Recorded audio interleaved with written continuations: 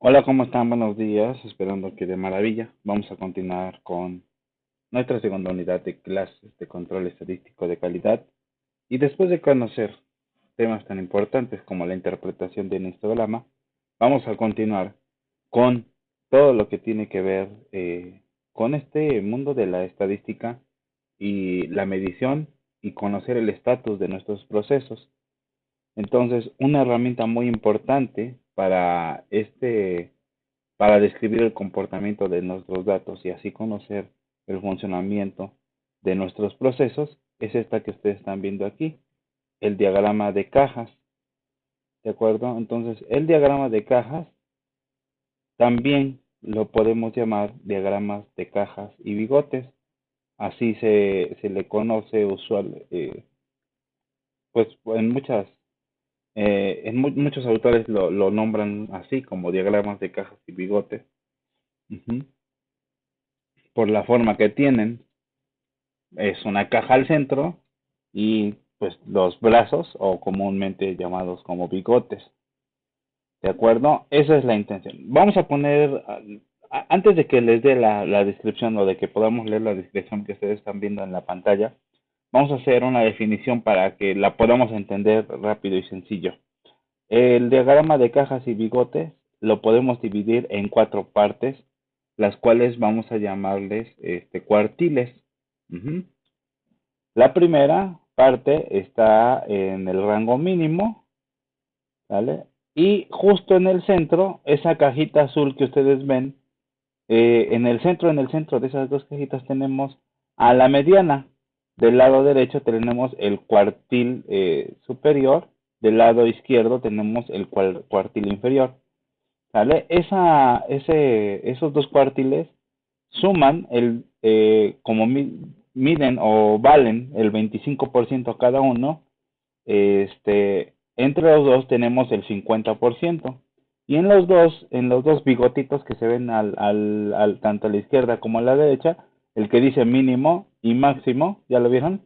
Esos dos son los dos valores mínimos o máximos. Vamos a poner un ejemplo tan claro como el de un histograma. Tenemos datos, ¿sale? Datos que se me van proporcionando en un proceso y los voy demostrando yo en mi histograma. Bueno, hagan de cuenta que estos también voy a demostrar datos que los voy a ir utilizando. Es una herramienta más del control estadístico de la calidad. Entonces, estos datos nos van a ayudar a ver el comportamiento de nuestros procesos, ¿vale? Entonces, el nivel mínimo mide o vale 25%, el primer cuartil otro 25, el segundo cuartil otro 25 y el lado máximo mide, también vale 25%, de tal modo que si hacemos un conjunto va a ser un total del 100%.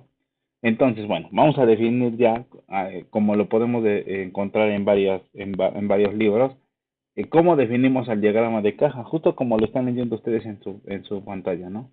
El diagrama de caja es otra.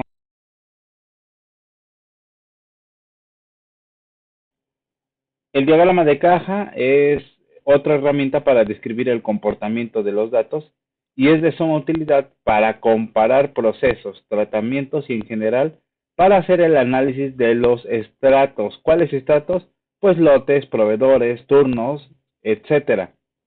¿De acuerdo? Aquí el diagrama de caja se basa en los cuartiles y se divide en los datos ordenados de cuatro grupos que contiene cada uno, es decir, de 25% cada uno, que es lo que les acabo de mencionar.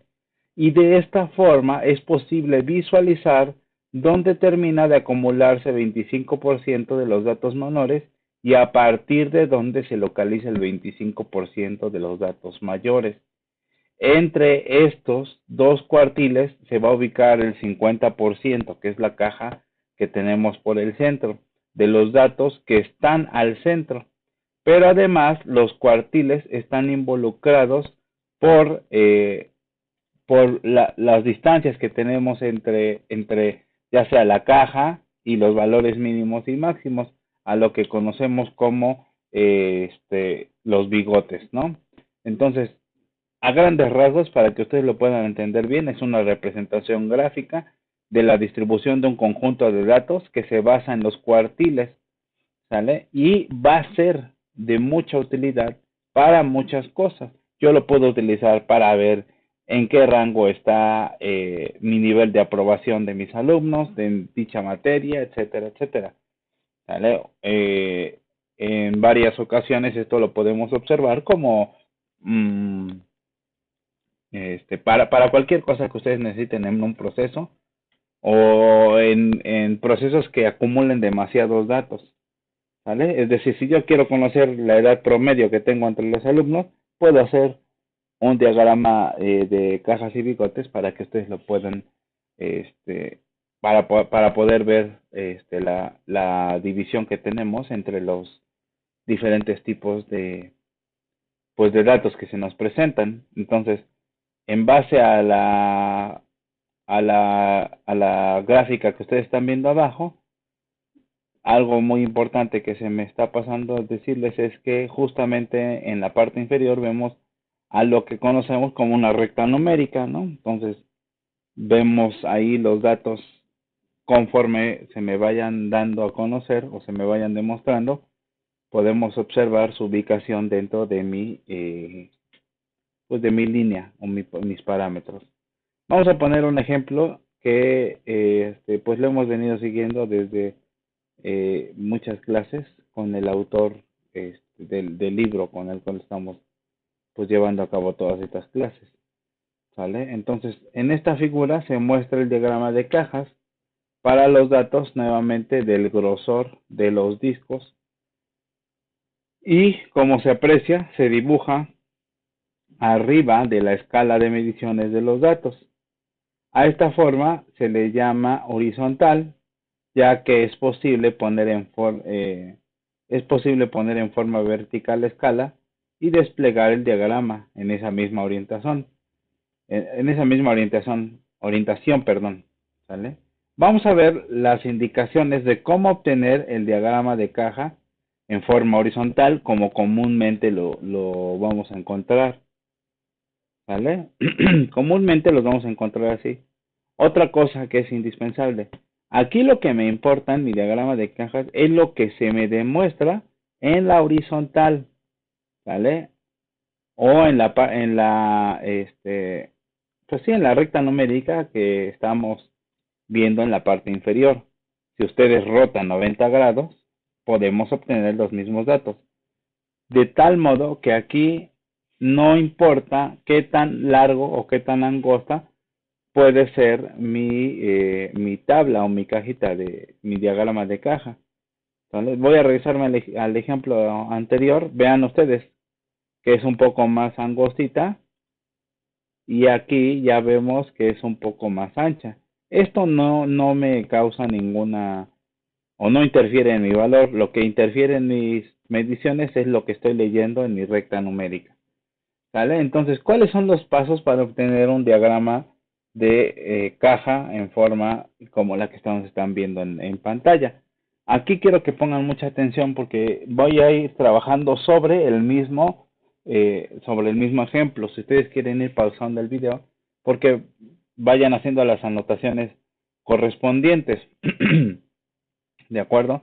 Como paso número 1, hay que hacer una escala numérica que abarque toda la variación de los datos.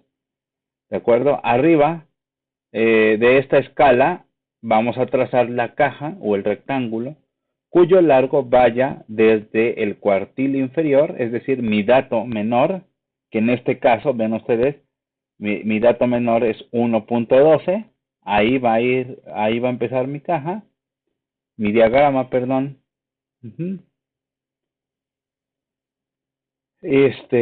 Hasta el dato mayor, que en este caso está por arriba del 1.24, ¿vale? Vayan siguiendo el ejemplo. Y así el largo del rectángulo es igual a un rango que vamos a llamar intercuartílico, ¿vale? El rango intercuartílico es el que encontramos, déjenme ver si puedo dibujar, ¿vale? Estos son los rangos intercuartílicos. Ay, ay, ay. ¿De acuerdo? ¿Vale? Estos espacios que están entre la, pues entre mis mediciones, tanto la mayor como la menor. ¿De acuerdo? Entonces, del lado izquierdo, ajá, se va a trazar el rectángulo. Del rectángulo se traza un bigote, brazo o línea paralela a la escala que va desde el lado izquierdo hasta el lado más pequeño, que aún está por dentro de la barrera del lado izquierdo. Y si hay datos por debajo de la barrera, se representan por medio de puntos aislados que se ubican de acuerdo a la magnitud correspondiente. ¿De acuerdo? Aquí hay otra cosa. Vamos a poner el ejemplo de que todos los datos que están normalizados en mi proceso los vamos a encontrar de este bigotito a este bigotito. ¿Vale? Estos son los, digamos, los menos óptimos, y los que encontramos dentro de nuestra caja son los datos más óptimos que podemos nosotros encontrar. Ahora, se da el caso, justo como en la clase de histogramas, ¿vale? Se da el caso que encontramos datos raros atípicos. Estos datos raros o atípicos simplemente los vamos a denotar con, déjenme poner, con un asterisco, ¿vale? Estos datos raros o atípicos pueden estar tanto o muy a la derecha, ¿vale? Como por acá, o muy a la izquierda, ¿vale? Aquí nuevamente también podemos observar ese tipo de datos que están fuera de lo normal. Eso los vamos a representar con asteriscos, ¿de acuerdo? Ahora bien, en forma similar, cuando se traza el brazo o bigote derecho, que va desde CS, que es la parte que tenemos de este lado, hasta el dato más grande, es decir, desde el dato más pequeño hasta el dato más grande, que aún está por dentro de la barrera interior derecha. Si hay datos por arriba de la barrera, se representa por medio de puntos que se ubicarán de acuerdo a la magnitud de los datos correspondientes.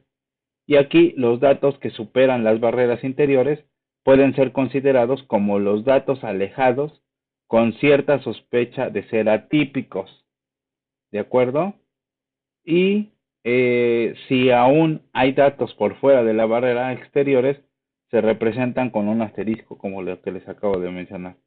Y los datos que queden fuera de esta barrera o exteriores, de manera definitiva, pueden considerarse como datos raros, alejados o aberrantes, que no nos sirven para nada.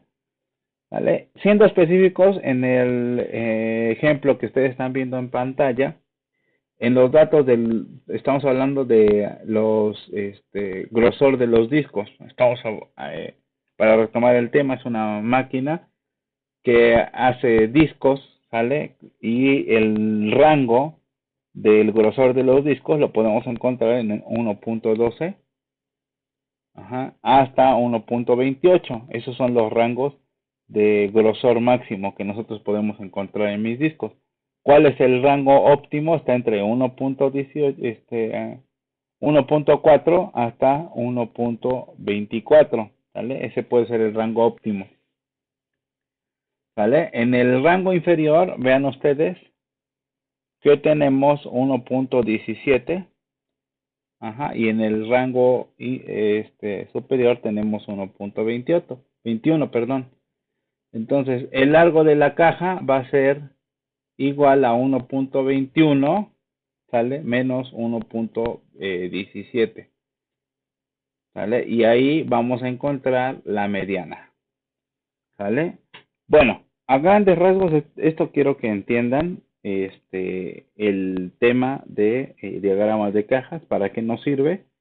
Y vamos a hacer, bueno, la próxima clase vamos a ver cómo haríamos la interpretación de mi diagrama de cajas y sobre todo la construcción del diagrama de cajas. Esto con la intención de que se pueda abordar más de lleno nuestra definición.